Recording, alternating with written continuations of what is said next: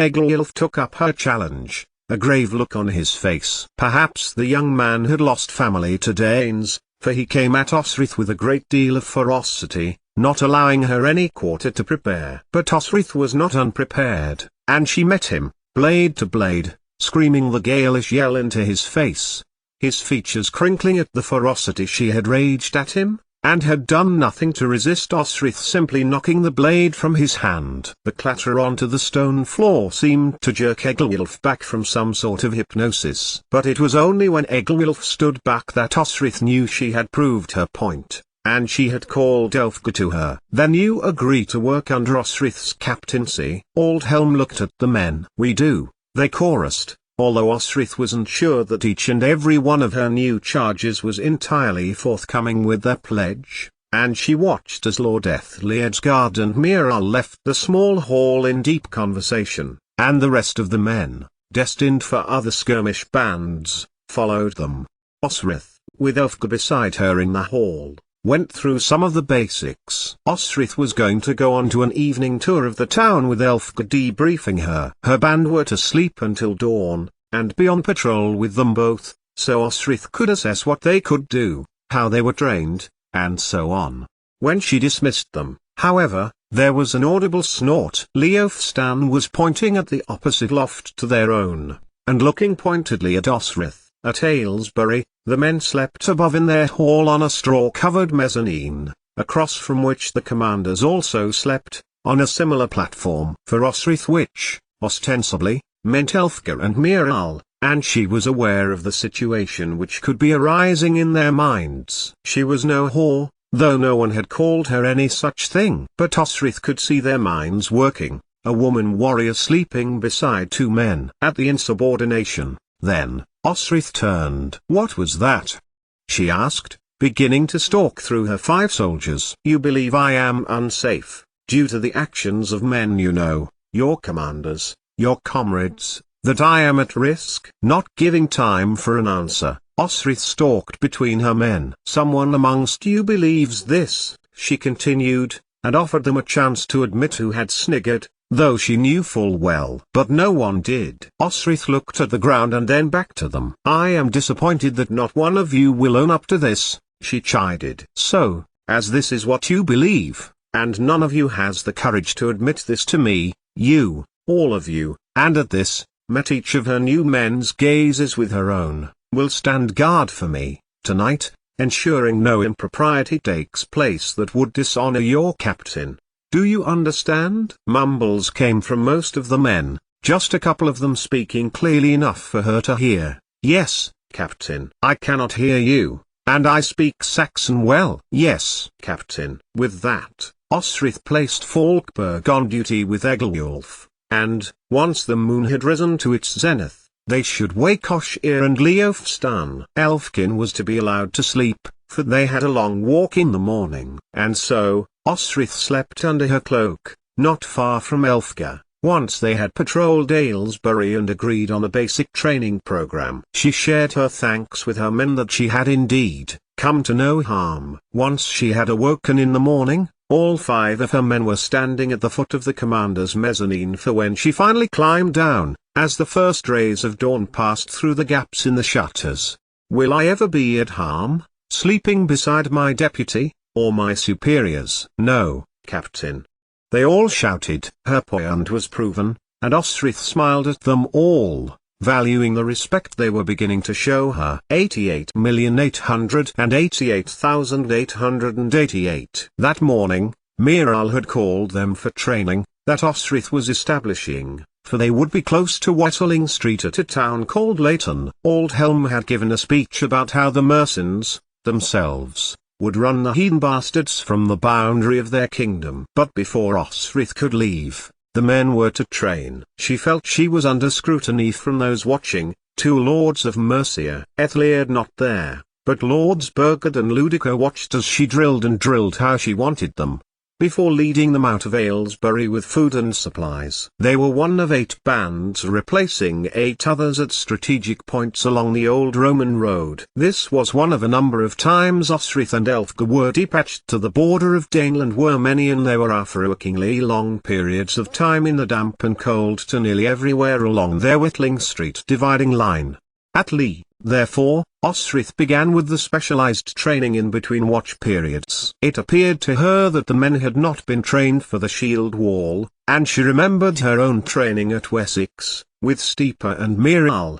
Click of shield, bend knee, brace for onslaught. If you were in the middle, you were likely to be worm food come dusk, for this was where most enemy focused their power. A month later, and Osrith's band could assemble automatically. But there was much more to teach them. Tactics, skirmishes, the value of thinking ahead, and thinking what the Danes might be thinking. Several raiders had come to no good under her watch, and she had cause to reward them with silver of her own for bravery, and for quick thinking. Elfgar had told her that none of them wished a new commander, when they returned to Aylesbury and had been given the choice of one, so Osrith continued to lead them when they were sent out again. This time against the Welsh borders raiders who hoped to steal cattle and sheep.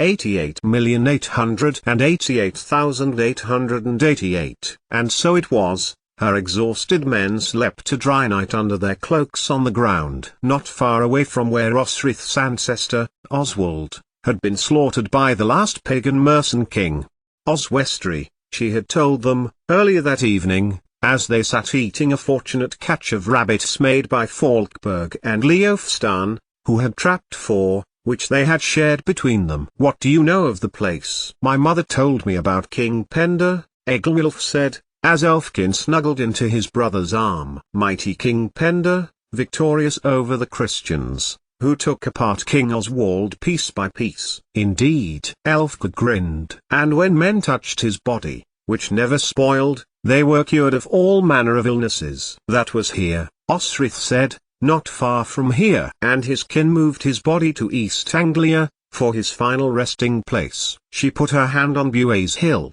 "Llangwin, he was called White Blade, and now we Mercians revere Oswald, as do the Northumbrians." "Of course." Elfgar looked to Osrith, who nodded. "He is a saint to us all. Yet, his body lies in danger." "Of course, from the Danes." "And the bastards gained help from the Welsh," commented Ossier, "the people of Wales, the Cymric, never failing to be a common topic of griping if ever unity was sought between the Mercians." But, Osrith was ignorant of the subtlety of the comment.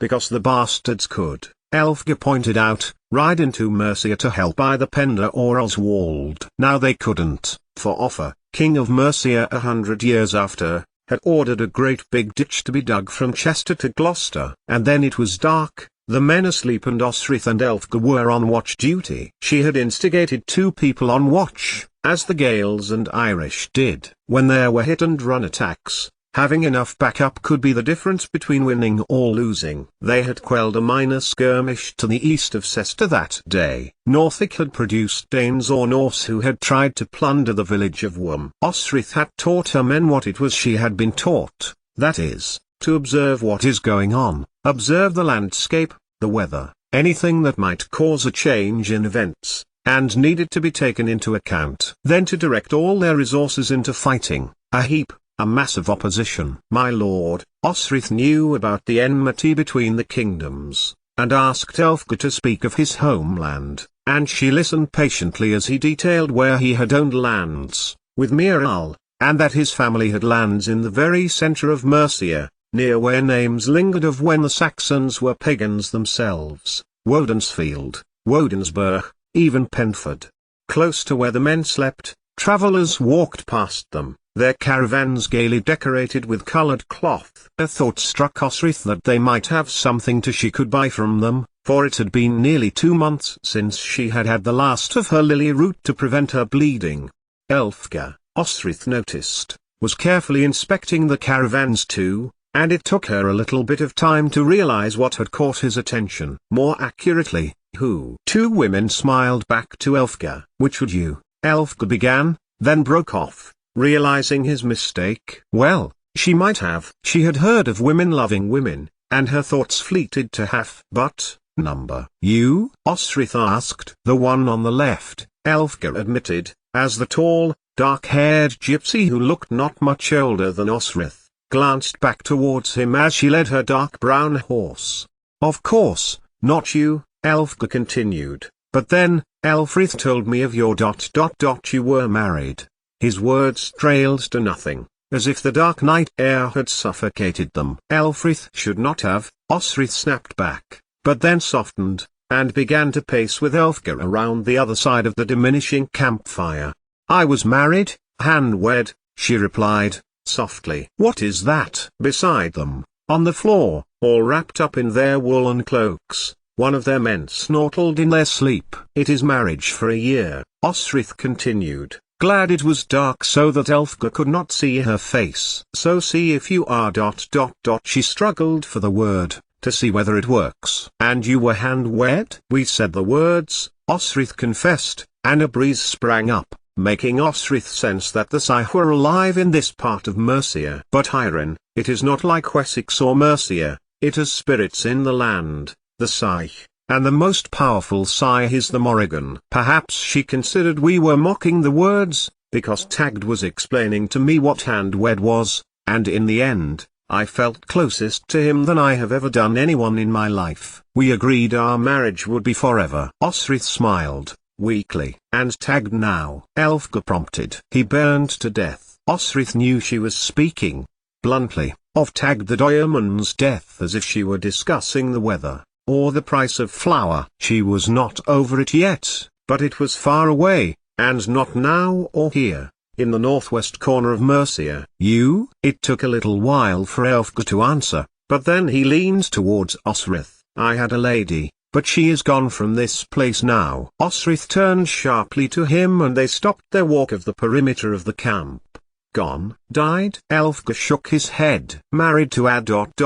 Lord, he stuttered a little. He stopped walking, and looked at Osrith, plaintively. Look, her name is Elswith. Like King Alfred's wife? Osrith asked, suddenly recognizing the name. No, not like his wife, Elfgar said slowly, and realization suddenly began to flood her mind. Not like Alfred's wife. It was Alfred's wife. Osrith thought of the proper, buttoned-up woman, Etgelfled and Edward's mother, who could only be in her 30s. How old was Elfgar? The same. She is of Ceolwulf's line, of the recent kings of Mercia, and I fell in love with her, he continued, as if it were a burden being unshouldered. But I could not wed her, for suddenly, Alfred was king and in need of a wife. Wessex was in need of an alliance with Mercia. Did she love you? Osrith asked, thinking of Alfred's wife, who had probably been the reason she had had to leave Wessex. A blessing, considering, face saved, no more Ethelwold,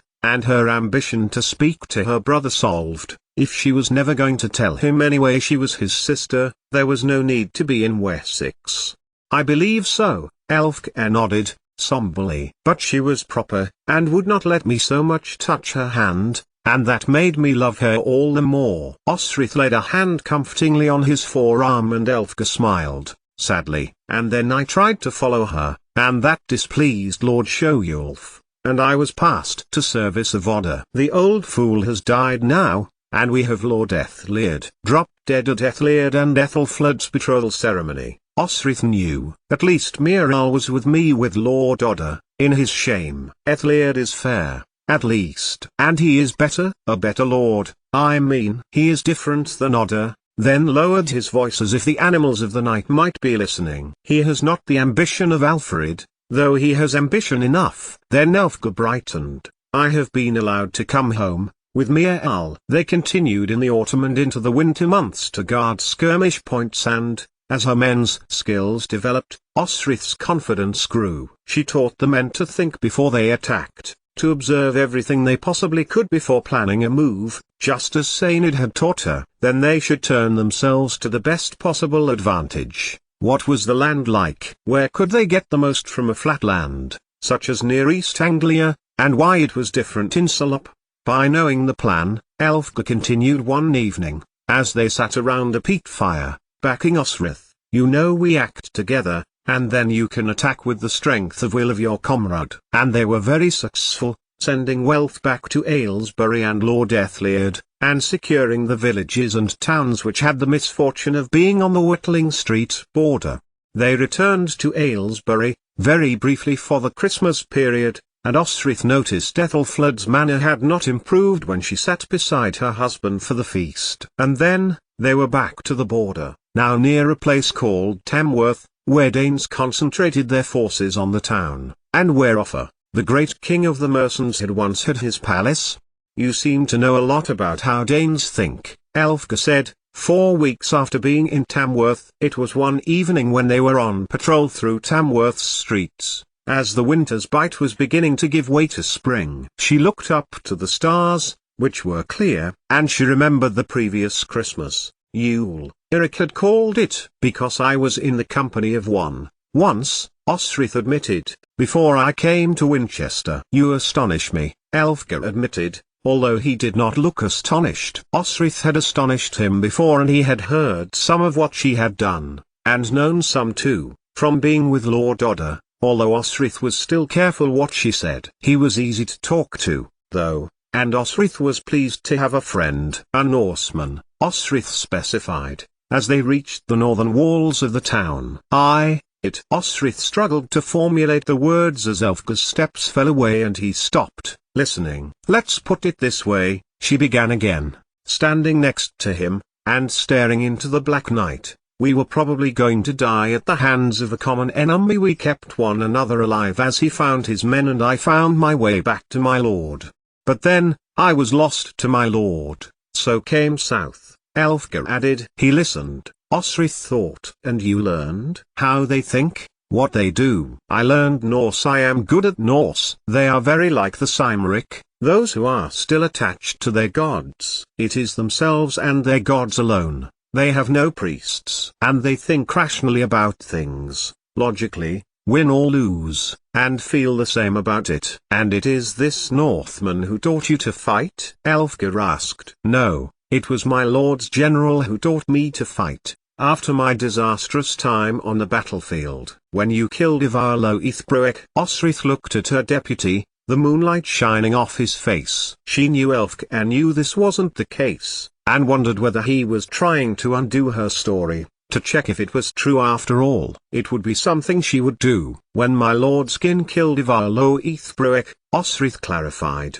continuing to pace west, towards the strip of orange that was all that was left of the sunset. Across from them, at the southern wall, Leofstan and Falkberg would be pacing anti-clockwise to them, checking for disturbances. "I had little idea about what I was doing, so I made it up as I went along that day, wearing the prince's armor, because his father wanted him kept safe." It was the first time Osric had told anyone about taking Constantine's place. Now, with time and distance from the event, it seemed mundane, comical, even. But Elfgar looked amazed. "But, you could only have been." "I was a tall 12-year-old, Osric admitted, "and I had the anger of the loss of my family at their hands behind me. I am good at fighting. More women should try it." "I couldn't see else with fighting," Elfgar admitted, and Osric got the impression that she might be the only person he could talk to about the Lady of Wessex.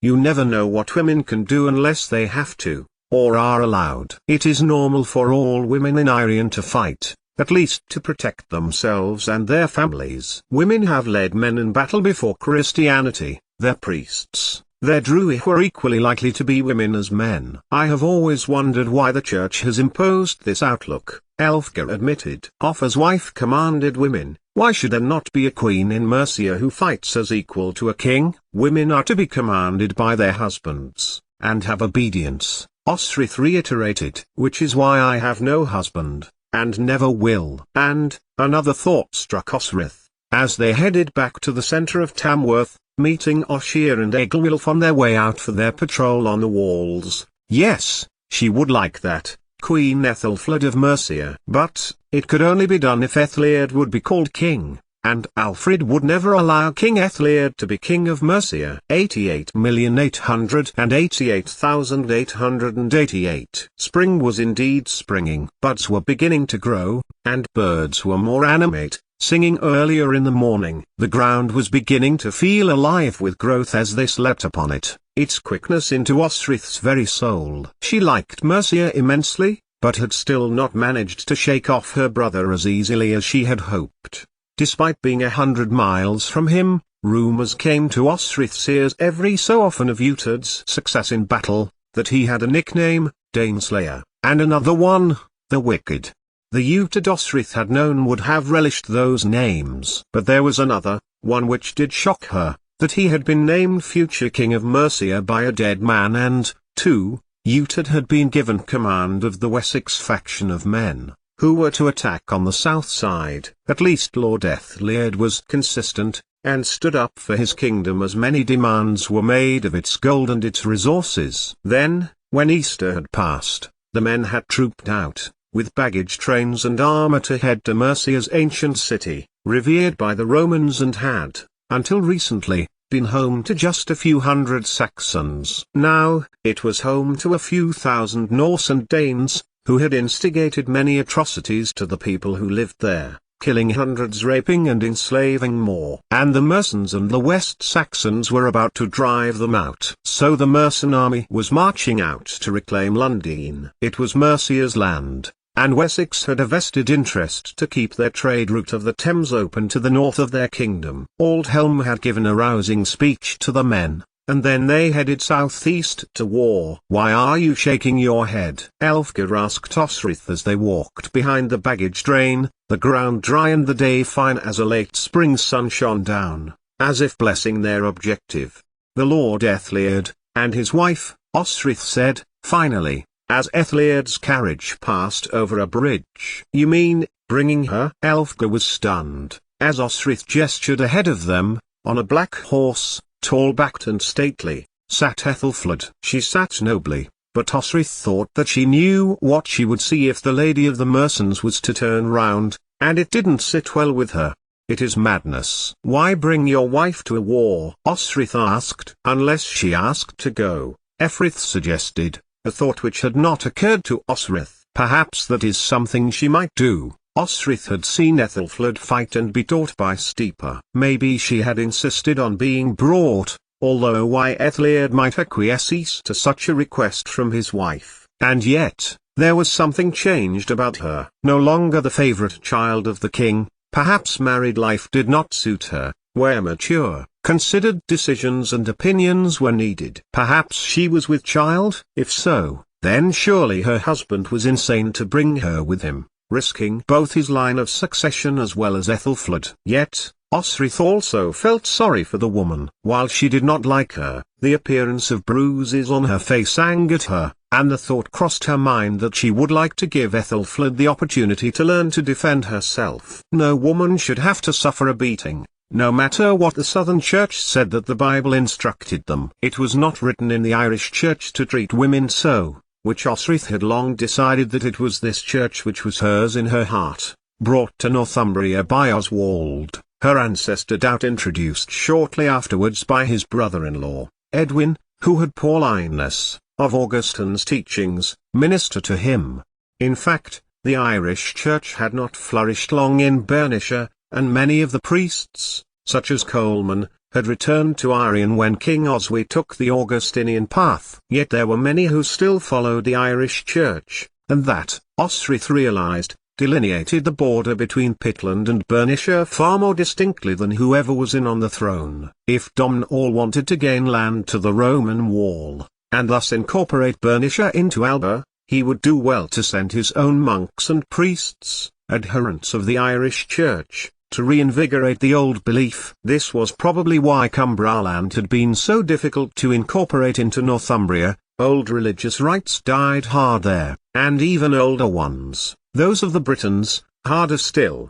But they did not go directly to London as first planned. A council of war had been convened somewhere outside the city, and the armies stopped and set up camp at a place called Paddington. "He is calling for his captains," Elfgar said, when her band had set up camp for the night, and reported to Muriel for distribution on patrol. Osrith, who had been about to accompany her men and find out her own patrol, stopped. "Who?" "The Lord Aethliad," Elfgar clarified. and pointed to a large canvas tent where already Wessex soldiers were carrying chairs and boards which were to be tabled. And towards the tent was striding ...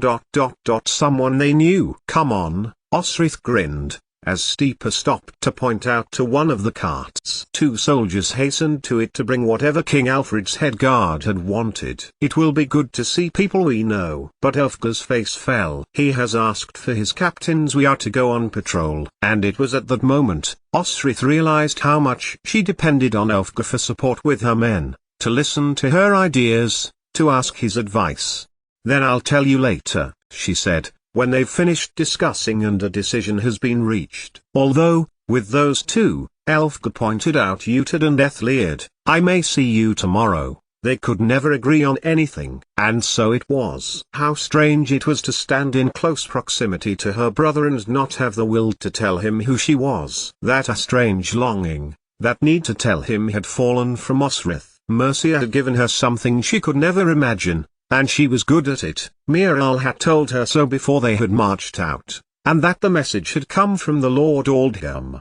So it was with confidence that she stood with the other 8 captains behind her lord as they sat around the negotiating table and discussed their move. Uhtred sat opposite his cousin, and beside him was Steeper and the Lord Odda, who caught her eye and nodded with a smile. Could Osrith have asked for more than to have been noticed by her former lord? And beside Steeper was ...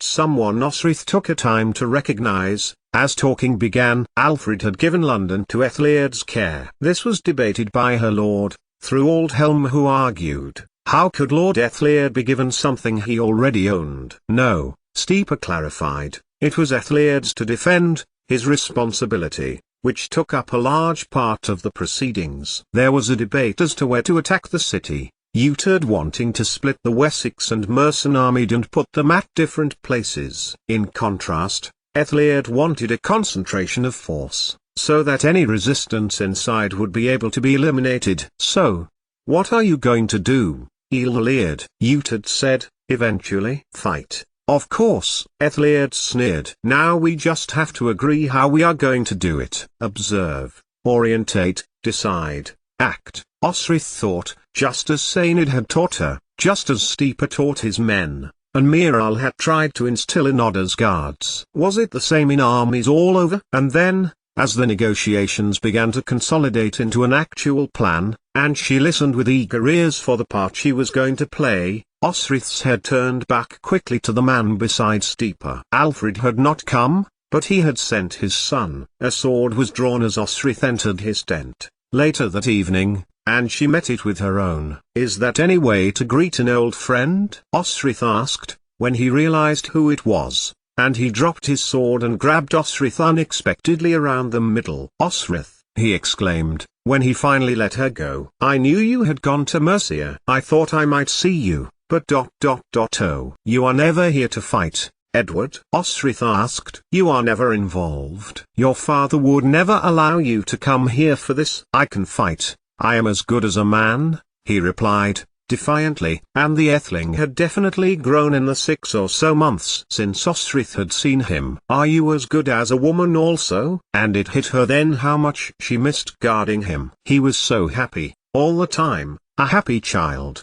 and happy to see her now. But this time his face fell, and he looked serious, and he leaned close to Osrith's ear. "I miss you, Osrith. You are no longer my guard." Osrith pulled away from his hands, which were resting on her own, and smiled. "Then we can be friends now," Osrith replied, feeling, despite herself, happy to see him too. "Oh, I am pleased," Edward exclaimed, with old boyish enthusiasm, but then dipped his head away from her and crossed the grass carpet of the tent and stood by the opening. "Her name is Ecgwin," he said eventually, the worry being admitted to Osrith now, "and she is the daughter of a priest," he continued, his eyes sparkling at Osrith when she went to stand by him. "She is delightful, and she talks to me, Osrith. She listens." And Osrith listened to the wonders of this young woman of Kent, who Edward was so taken with. Before hugging him like a younger brother, she thought of him as, and telling him to take care, for he was indeed returning to Winchester with a faction of guards. Alfred would not be that stupid as to let his son, who is not yet a man, face Norse and Danes in a siege, Elfgar said, later on, when Osrith relayed the raiding plan to him. Let's hope the plan does not disintegrate, he added. On the subject of the two-attack plan, Uted's plan, for Ethelred has his own ideas and may decide to use his initiative which, while sound, may be disastrous, But Elfgar broke off and clicked his tongue in warning as he spotted Miral approaching them, and Elfgar made to go. This concerns the both of you, Miral said, his voice returning to the heart. Resentful one Osrith recognized, and they followed him to Aldhelm, who stepped out of Ethelred's tent to speak to them. My lord had requested that you are to guard his wife, Aldhelm said, plainly. Elfgar is to take on your captaincy, temporarily, he added, when he saw Osrith's place. He will carry out your intentions for your men, in the plan you heard this evening. Please brief Elfgar with all he needs to know, and Elfrith is to be promoted temporarily, to his deputy. But my lord. Osrith's shock came to her lips, then tuned to petition Miral. How will it look to my men, the other captains, to my deputy? Here she gestured to Elfgar, after the effort you have put to make me on equal footing. There is absolutely no reflection on you or your work. You are a most capable captain, Osrith, he revealed. But Ethelred sees that you are a warrior who has the unique properties that he is looking for in the Lady Ethelflaed's bodyguard. My lord commands that you guard her.